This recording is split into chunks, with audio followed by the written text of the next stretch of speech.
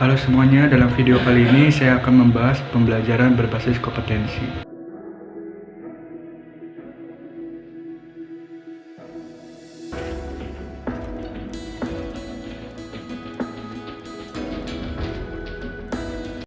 Tujuan pendidikan dan pelatihan adalah kompetensi yang diharapkan dicapai peserta setelah menyelesaikan proses diklat.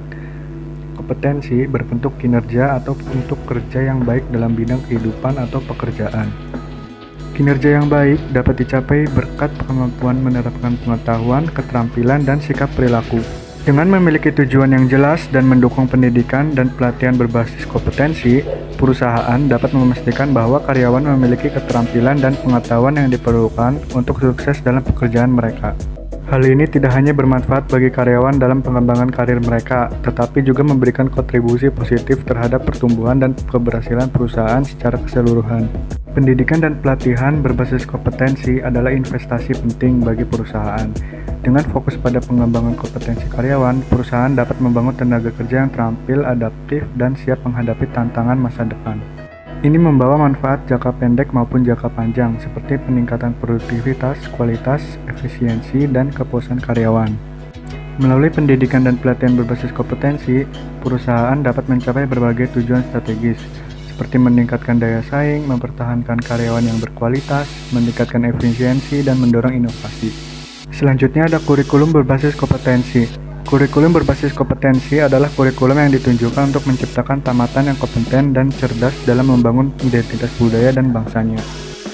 Kompetensi yang dikembangkan ini berupa keterampilan dan keahlian bertahan hidup dalam perubahan, pertentangan, ketidakmenentuan, ketidakpastian, dan kerumitan dalam kehidupan.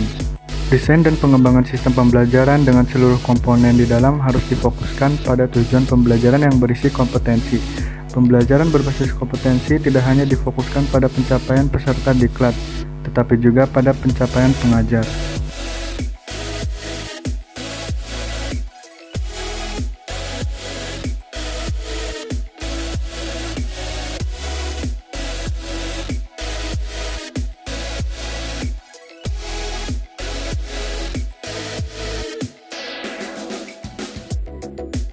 Kompetensi awal dan karakteristik awal peserta didik merujuk pada kualitas, pengetahuan, keterampilan, dan sifat-sifat yang dimiliki oleh peserta didik sebelum mereka memulai proses pendidikan formal.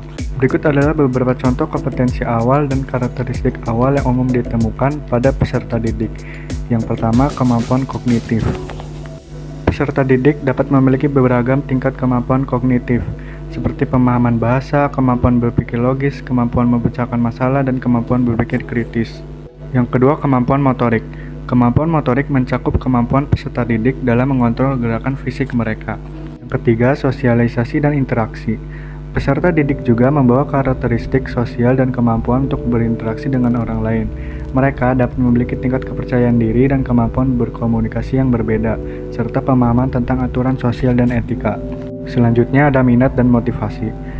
Peserta didik seringkali membawa minat dan motivasi yang unik terhadap topik atau aktivitas tertentu. Mereka dapat memiliki minat yang kuat dalam seni, musik, olahraga, sains, atau bidang lainnya. Yang terakhir, karakter dan nilai. Peserta didik juga membawa karakter dan nilai-nilai yang telah membentuk dalam kehidupan sehari-hari mereka. Ini mencakup aspek moral, etika, sikap terhadap kerja keras, disiplin, tanggung jawab, dan sikap positif terhadap belajar. Nah, memahami kompetensi awal dan karakteristik awal peserta didik penting bagi pendidikan untuk merancang pendekatan pembelajaran yang sesuai dan memenuhi kebutuhan individu mereka. Dengan memanfaatkan kekuatan dan potensi yang dimiliki oleh peserta didik sejak awal, pendidikan dapat membantu mereka tumbuh dan berkembang secara holistik dalam pendidikan formal.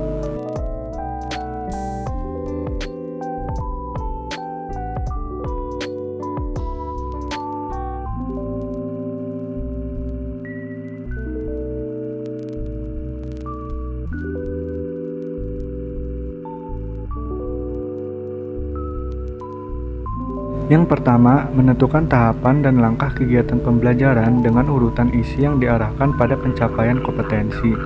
Demikian pula pada saat menentukan metode, media, alat, dan alokasi waktu harus mempertimbangkan kesesuaian unsur dalam strategi instruksional dengan kompetensi dalam tujuan pembelajaran. Yang kedua, pengajar melaksanakan rencana strategi pembelajaran yang telah disusun dengan memasukkan upaya pemberian motivasi sepanjang proses pembelajaran.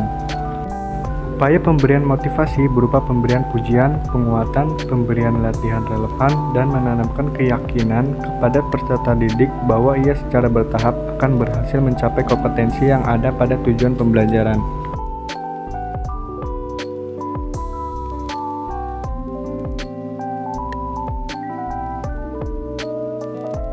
Yang pertama, fasilitator perlu menguasai bahan pembelajaran dengan baik atau sangat baik.